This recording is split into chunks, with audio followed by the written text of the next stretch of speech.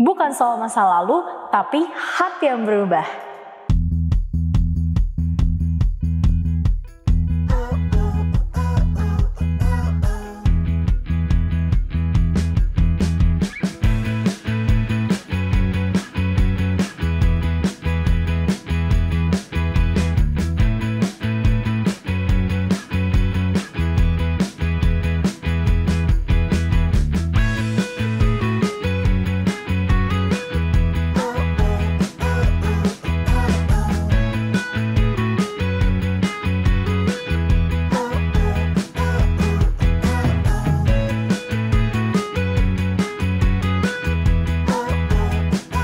Happy birthday to you, surprise! Kok kalian ingat sih?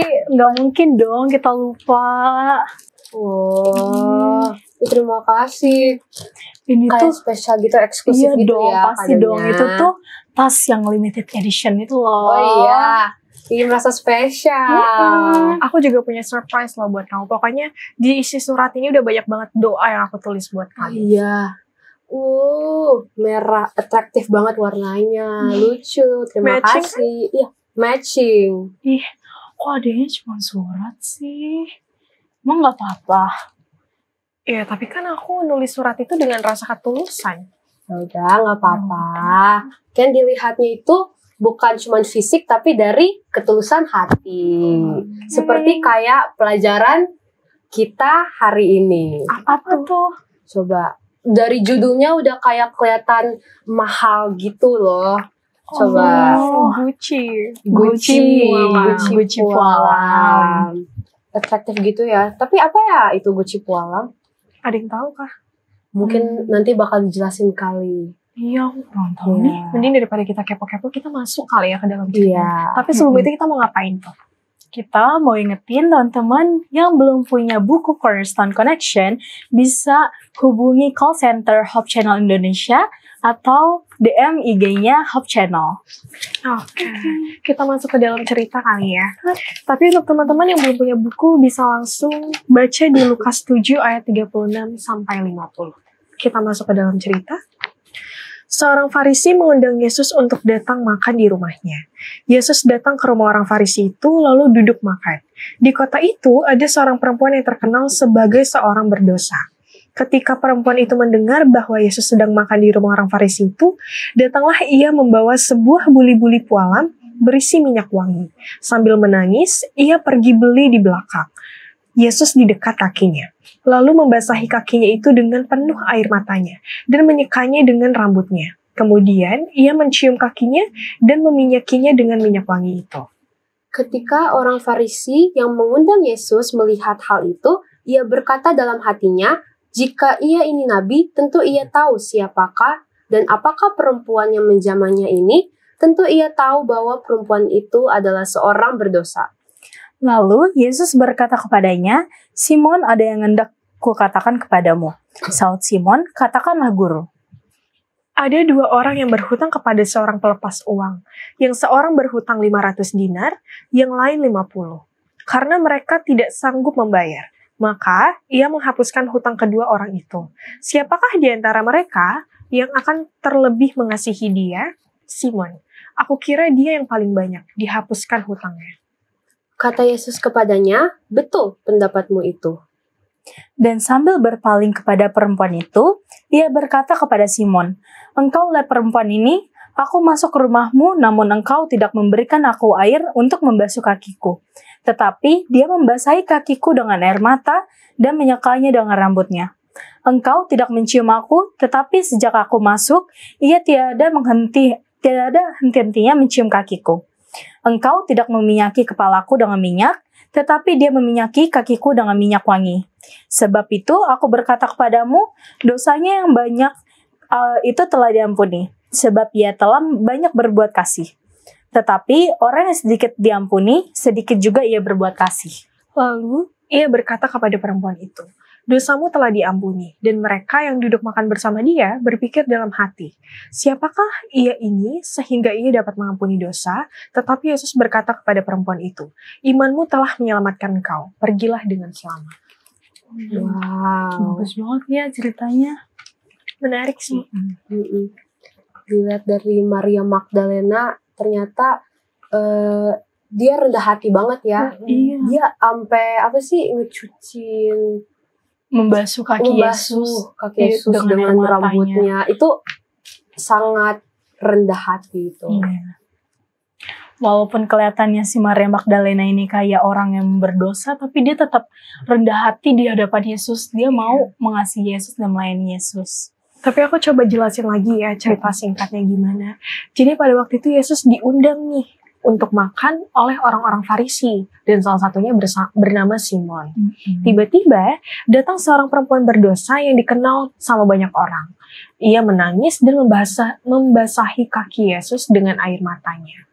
Lalu ia juga menyeka rambutnya dan meminyaki kakinya dengan minyak wangi dari buli-buli yang mahal. Dan pada saat itu, Simon merasa terganggu dan juga meragukan Yesus. Tapi, Yesus tahu isi hatinya pada saat itu. Dan ia juga memberi ilustrasi tentang dua orang yang berhutang yang diampuni. Dan yang paling besar hutangnya, paling besar juga rasa terima kasihnya. Terus Yesus juga menegur Simon pada saat itu karena ia tidak menunjukkan kasih seperti perempuan itu. Bahkan ia juga mengampuni dosa perempuan itu di depan semua orang.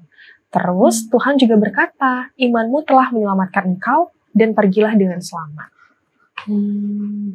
Bagus ya. Tapi kayaknya kalau cuman ngelihat baca sekilasnya kayak kita kurang ngerti nggak sih? Iya. deh. Berarti kita perlu dengar kali penjelasan lebih dalam dari Profesor Corner dalam segmen Apakah Kamu Tahu? Apakah kamu tahu kalau kisah tentang Maria yang meminyaki Yesus diceritakan dengan urutan waktu yang berbeda di Injil Matius, Markus, dan Yohanes. Dalam Matius dan Markus, peristiwa ini terjadi sebelum perjamuan terakhir. Tapi dalam Yohanes, peristiwa ini terjadi sebelum Yesus masuk ke Yerusalem dengan kemenangan. Nah, banyak ahli Alkitab percaya bahwa Yohanes menyusun peristiwa secara kronologis alias sesuai urutan waktu yang benar. Tapi yang perlu kita pahami adalah tujuan utama para penulis Injil bukan menyusun kisah Yesus seperti buku sejarah biasa, melainkan menyampaikan pesan yang kuat dan benar tentang ajaran serta makna hidup Yesus. Kenapa Matius dan Markus meletakkan cerita ini sebelum Yudas mengkhianati Yesus? Banyak pelajar Alkitab percaya itu untuk menunjukkan kontras besar antara Maria dan Yudas. Nah, Maria itu menunjukkan kasih dan pengabdian sejati, sedangkan Yudas menunjukkan pengkhianatan dan cinta uang. Jadi bagaimana dengan kita? Mau seperti Maria yang memberikan yang terbaik untuk Yesus, atau seperti Yudas yang menjualnya demi keuntungannya sendiri?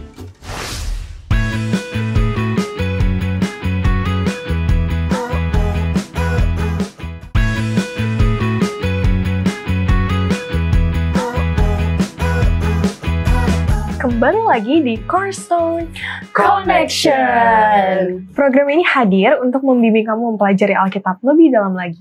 Dan pada saat ini sudah hadir bersama kita Pendeta Andreas Tambunan. Shalom Pendeta. Shalom, Pendeta. Shalom. Gimana kabarnya? Baik, Sehat, Pak Pendeta. baik. Gak ada sakit kan? Luar biasa. Gak Tidak ada. ada. Papa gimana? Sakit? Sehat? Sudah disembuhkan. Puji Tuhan. Nantilah itu ya. Oh iya. Kita udah di pelajaran ke-12, yaitu judulnya Gosip Alam. Di sini aku akan bacakan ayat intinya terdapat pada Lukas 7 ayat 37 sampai 38. Teman-teman bisa dibuka ya.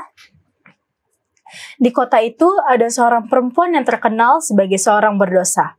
Ketika perempuan itu mendengar bahwa Yesus sedang makan di rumah orang Farisi itu, datanglah ia membawa sebuah buli-buli pualam berisi minyak wangi. Lalu membasahi kakinya itu dengan air matanya dan menyekanya dengan rambutnya. Kemudian ia mencium kakinya dan meminyakinya dengan minyak wangi itu. Oke Pendeta, kan tadi kita udah baca juga ya sekilas dari ceritanya. Dan pada saat ini, karena kita menggebu-gebu banget nih buat Iya. nanya pertanyaan, Buat jadi tahu kita sama-sama lebih udah dalam lagi, menyiapkan ya, pertanyaan Pendeta. Aku dulu kali ya yang nanya. Boleh. Oke. Untuk pertanyaan pertama Pendeta, mengapa tindakan perempuan berdosa itu menunjukkan kasih yang besar kepada Yesus? Iya benar. Kenapa tuh? Karena kita nggak tahu. Karena kita nggak tahu. Oke, pertanyaan yang baik ya untuk dapat kita jawab. Kenapa sih perempuan yang berdosa menunjukkan kasih kepada Yesus? Siapa perempuannya ya? Tadi udah dibaca ya. Maria Magdalena. Maria. Ya, tapi kalau di Alkitab kayaknya nggak disampaikan namanya gitu ya. Nggak disampaikan, hanya dibilang perempuan itu aja dibilang. Tapi dikatakan dalam pembelajaran kita, di pelajaran yang ke-12, di dalam Lukas pasal yang ke-7, dikatakan bahwa perempuan ini tuh bukan perempuan yang baru-baru dikenal di kota itu. Tapi sudah lama dan orang pun tahu seluk-beluk siapa perempuan ini, Maria ini. Maka orang yang berdosa seringkali dicap seperti orang buangan. Ya, jadi kalau sudah orang berdosa, udahlah tinggalin lah, ngapain sih di sini gitu. Kayak istilahnya ya orang buangan lah, nggak dipikirin, mau dia ngapain terserah gitu. Karena orang berdosa gitu. Karena orang-orang berdosa pada saat itu dikatakan seperti orang yang kena kutuk dari Tuhan. Kan karena berdosa gitu ya. Maka wanita ini membawa minyak dari apa tadi bilangnya? Buli-buli pualam. Buli-buli pualam. Jadi teman-teman Konostel yang ada di rumah pun juga mengetahui bahwa buli-buli yang dibawa ini adalah bukan buli yang semacam buli yang pada umumnya. Jadi ini tempat yang khusus memang untuk menyimpan dari minyak ini. Ya, minyak wangi. Kan biasa kalau sekarang ini kan minyak wangi khusus banget ya, beda ya. Beda dari minyak tawon, minyak kayu putih beda gitu ya. Tempatnya beda. Kalau minyak yang wangi-wangi kan tempatnya bagus, kaca mahal gitu ya rasanya. Maka wanita ini bawa minyak ini dengan hal yang khusus. Dan dikatakan bukan hanya itu saja, tapi wanita ini pun juga menyeka kaki Yesus dengan rambutnya. Habis itu dikatakan lagi wangi-wangian itu. Dicuci kaki Yesus. Jadi seakan-akan bahwa pelayanan, hal yang diberikan kepada Yesus bukanlah satu hal yang kecil gitu. Tapi orang lain pun juga mungkin akan bertanya, kenapa sih wanita itu harus cuci, bahkan di lap gitu ya, gosok gitu, bahkan dikasih wangi-wangian. Emang siapa sih Yesus pada saat itu? Nah, ini dia ternyata latar belakang daripada cerita ini, bahwa Yesus pada saat itu sedang menuju untuk menginap di rumah Lazarus.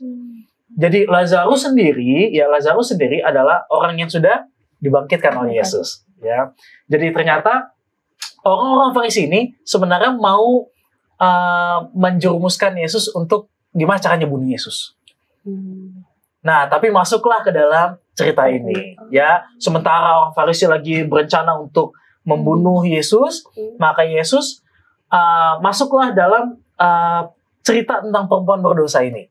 Ya, jadi perempuan berdosa ini ada dan melakukan semua kegiatannya, maka kan ditanyakan, ini gimana nih kalau misalnya ada orang dua berdosa, gitu ya, ada dua orang yang punya utang, ya kan, dua orang punya utang, lalu utang ini beda nih jumlahnya, ya gimana, diampuni atau enggak gitu rasanya. Nah, tapi begitulah yang dikatakan dalam pembelajaran kita, bahwa apapun yang dilakukan oleh wanita berdosa ini dan bagaimana respon Yesus menerima wanita ini, kan Yesus nggak bilang, ih ngapain sih gitu ya, kan nggak gitu ya, kayak ngapain, tolong penjaga gitu, nggak mungkin kayak gitu ya. Tapi Yesus menerima semuanya itu dengan baik, dan dikatakan justru perempuan inilah yang memiliki jiwa pelayanan paling tinggi. Ya, kenapa? Karena waktu murid Yesus katakan, kenapa gitu ya, kenapa dibiarin orang berdosa yang cuci kaki Yesus, lap kaki Yesus? Justru malah dikatakan, justru malah orang yang hina ini, ya, orang yang hina ini yang memiliki kerajaan di surga. Bahkan dikatakan justru orang berdosa ini, dikatakan di ayat yang terakhir dalam pelajaran kita, iman wanita ini telah menyelamatkan dirinya sendiri. Jadi kenapa sih tindakan ini merupakan satu tindakan yang besar? Karena nggak semua orang bisa melakukannya. Ya, ada yang mau terjun langsung, ke gorong-gorong gitu segala macam, kan nggak banyak ya. Susah ya. Aduh, mungkin ada yang sudah biasa hidup nyaman, aduh nggak mau bau di sana, aduh kalau di sana kumuh contohnya. Ya, nggak banyak orang yang bisa. Tapi inilah yang dikatakan kasihnya yang luar biasa. Meskipun dia tahu dia berdosa, tapi dia mau datang pada Yesus. Kayak gitu. Berarti karena memang perempuan ini memiliki ketulusan hati untuk berpelayanan ya, makanya dia menunjukkan rasa kasihnya yang besar itu. Betul. Siapa tahu justru minyak yang dibawa adalah minyak terakhir yang dia punya dari uang yang dia punya. Nah, kan berarti kan dia nggak setengah-setengah ngasihnya. Iya, Dia memberikan sepenuhnya. Betul. Iya. Bagus. Karena ini udah memanas topiknya, jadi mau bertanya lagi nih. Apa pelajaran yang bisa kita pelajari nih Pak Pen dengan cara Yesus merespon Simon dan perempuan itu? Iya. Responnya tadi kayaknya udah dikasih tahu juga tadi sebenarnya ya. Tapi nggak apa-apa ya. Respon daripada Simon, kan tadi kan di dalam pelajaran kita dikatakan kenapa sih biarin wanita ini jamah Yesus gitu ya. Bahkan ini adalah orang yang berdosa gitu kan. Responnya Simon adalah dia merasa bahwa untuk apa orang yang bersalah datang ke sini. Padahal sebenarnya Simon ini kan disembuhkan, dipulihkan karena penyakitnya dia. Ada yang tahu penyakitnya Simon apa? Enggak. Gak ada tahu. Ya. Jadi ternyata Simon itu punya penyakit. Nah itu nanti jadi PR ya bagi anak-anak kalau di rumah harus cari PR-nya ya. Simon ini ternyata punya penyakit dan akhirnya disembuhkan oleh Yesus. Tapi menjadi permasalahannya adalah Simon ini pun juga masih meragukan tentang Yesus sendiri. Nah karena keraguannya itu, maka pada saat yang sama dia juga meragukan orang lain. Kenapa sih orang lain yang datang kayak gitu? Ya, tapi ingat bahwa respon daripada Yesus kepada Simon tidak langsung ditegur. Nggak boleh kayak gitu, nggak gitu. Tapi Yesus merespon Simon dengan perumpamaan tadi. Ya, kalian berdua ini berdosa, ya, sama-sama berdosa. Kira-kira yang mana yang diampuni dosanya? Yang lebih besar. Dua-duanya diampuni. Oh iya, dua-duanya diampuni. Tapi dikatakan dalam pelajaran kita di Cornerstone, sedikit dia mengampuni, juga sedikit juga dia mengasihi. Tapi kalau lebih banyak mengampuni, lebih banyak juga kasihnya. Jadi sesuai dengan apa yang dia lakukan dan dia terima. Mungkin kayak gitu. Wah, berarti respon Yesus kepada Simon dengan perempuan itu sama berarti ya, karena kan sama-sama orang berdosa. Betul. Tapi sama-sama diampuni. Sama-sama diampuni. Wow. Sebenarnya masih banyak nih pertanyaan, tapi ya udah deh satu aja lagi Pak Pen. Nggak apa-apa. Oke. Habis kita Apa hubungannya antara pengampunan dan rasa syukur dalam cerita ini sih Pak Pen? Oke, ini paling bagus nih. Kita baru dengar nih. Oke. Ya, gimana sih? Apa sih bedanya pengampunan dan rasa syukur? Kira-kira kalau misalnya teman-teman Cornerstone di rumah ya, kalau misal melakukan salah, minta maaf sama orangnya, dapat pengampunan? Dapat dong, pasti dapat dong. Dapat meskipun ada setengah-setengah diampunnya, ada yang mungkin ya udah ikhlas lah orang yang kita buat salah sama orangnya gitu. Tapi pengampunan dan rasa syukur tadi ya, rasa syukur adalah satu hal yang berkesinambungan. Kenapa? Karena pada saat dia diampuni, rasa syukur itu pun timbul karena dia dikasihi. Kayak gitu. Jadi tadi kan bilangnya bedanya gitu ya, perbedaannya. Tapi Pak Pendeta nggak mau lihat dari perbedaannya, ya, karena Yesus saja nggak lihat dari beda-bedanya orang itu. Ya, tapi Pendeta mau bahwa rasa ucapan syukur itu timbul setelah kita mendapatkan pengampunan dari orang yang kita buat salah. Ya, begitu juga dengan salah kita kepada Yesus gitu ya. Mungkin banyak salah kita sama Yesus. Ya, tapi pada saat kita diampuni, masa sedih udah diampuni kan? Enggak dong, tapi malah jadi terima kasih Tuhan udah diampuni ya. Terima kasih kan nggak mungkin kita nangis aduh nggak mungkin gitu kan. Pasti senang rasanya. Pasti senang ya, jadi seperti itu. Ya. Oh, jadi gitu ya. Jadi kita emang setelah diampuni kita harus mulai bersyukur lagi kepada Tuhan. Terima kasih Pak Pendeta atas pencerahannya di Semuanya pelajaran terjawab dengan ini. baik. Iya, Iya. bagus banget nih. Sekarang kita akan masuk ke segmen Apakah Pendapatmu?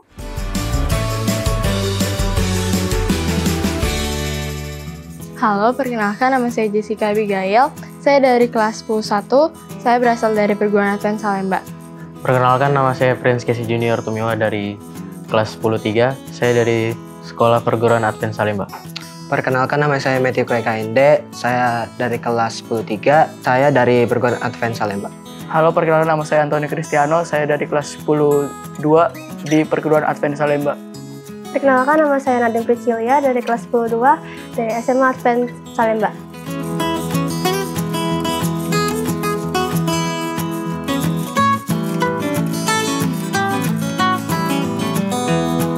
Menurut saya, dengan membagikan Injil yang sudah diterapkan oleh Yesus. Contohnya dengan hal simpel saja, dengan melakukan renungan pagi dan membawakan cerita-cerita Yesus kepada teman-teman. Saya menunjukkannya dengan cara bersikap baik kepada teman-teman saya, menolong teman saya, membantu kedua orang tua di rumah, tidak berkata kasar, dan tidak membalas kejahatan dan kejahatan. Aku bisa menunjukkan kasih dan imanku kepada Yesus dalam hidup sehari-hari dengan cara mengikuti hidup ajarannya, yaitu seperti bisa rajin berdoa atau rajin beribadah, menolong yang ada di sekitar kita, dan menjadi terang bagi sekitar kita.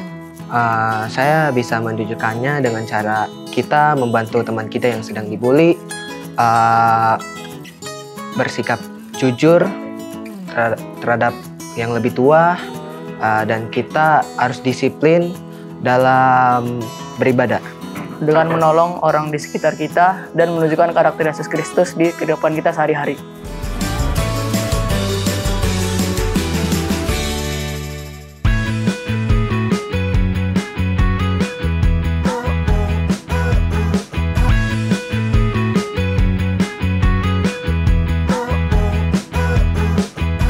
Kembali lagi ke Cornerstone Connection.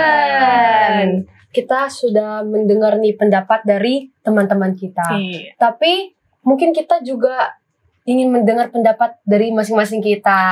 Ya gak sih? Coba bagaimana sih cara kita bisa menunjukkan kasih dan iman kepada Yesus dalam kehidupan sehari-hari? Coba mungkin dari kakak dulu deh. Kalau menurut aku, berbuat baik dan mencerminkan Yesus dalam kehidupan kita. Iya, benar. Amin. Mungkin dengan cara kalau aku menjamu mungkin tamu-tamu kita. Oh iya. Kalau aku mungkin bisa ada aktif dalam pelayanan ya kali ya untuk memuji Yesus. Coba dari Papen. Oh, Iya. gampang. Pelayanan. Ya, memberi tumpangan. Wih, Tumpangan. ringan dan beri tumpangan. Benar. Simple. Yaudah mungkin kita mau mendengar dulu Papen. Jadi selama diskusi kita ini kesimpulannya apa sih Papen? Oke, baik. Jadi kesimpulan kita di pelajaran yang ke-12 ini, ya, dengan judul Guci Pualam. Satu pelajaran yang sangat baik bagi kita, terutama bagi anak-anak Cornerstone dimanapun kita berada, yaitu pembelajaran bagaimana seorang wanita ini yang berdosa ini, dia datang kepada Tuhan bukan dengan setengah-setengah, tapi dengan sepenuhnya yang dia miliki. Dan pada saat dia melayani Yesus, dia juga menawarkan semua yang ada pada dirinya, ya, dengan sebaik mungkin, ya, dengan pelayanan yang terbaik. Maka Yesus pun juga inginkan bagi kita untuk jadi satu perpanjangan tangan Tuhan, baik dimanapun kita berada, baik di rumah, di sekolah, maupun di tempat pelayanan dimanapun kita berada.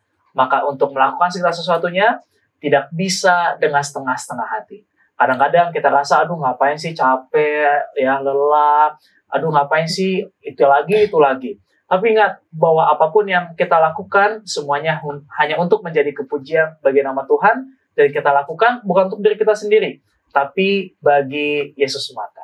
Gitu, ya. Amin. Amin, Pak Pendeta. Terima kasih. Sama-sama. Karena kita udah di akhir pelajaran, kita meminta pendeta untuk mendoakan kita yang di studio dan juga teman-teman yang di rumah. Oke, boleh. Mari kita tunduk kepala, kita bersatu dalam doa. Tuhan Allah Bapa kami yang bertakhta dalam kerajaan sorga, terpujilah nama Tuhan. Di satu pembelajaran kembali, di pelajaran yang ke-12 ini, kami mempelajari bagaimana kami dapat melihat satu pelayanan yang tulus, bahkan pelayanan yang mulia di hadapan Tuhan, bahkan di hadapan kami sesama manusia. Namun ajarilah kami Bapa, anak-anak Tuhan, seluruh Cornerstone, baik ada yang di rumah maupun yang di studio, untuk dapat melihat dan mengaplikasikannya juga dalam kehidupan kami. Karena kami akan percaya, kami pun juga dipersiapkan untuk menjadi pelayan-pelayan Tuhan yang sejati dimanapun kami berada. Terima kasih banyak Bapak untuk pelajaran Tuhan yang dapat kami rasakan pada saat ini. Karena kami alaskan doa ini dalam nama Tuhan Yesus kami berdoa. Amin. Amin. Terima kasih banyak pendeta. Oke. Sampai ketemu lagi teman-teman yang selalu setia mencari dan belajar firman Tuhan melalui Cornerstone Connection.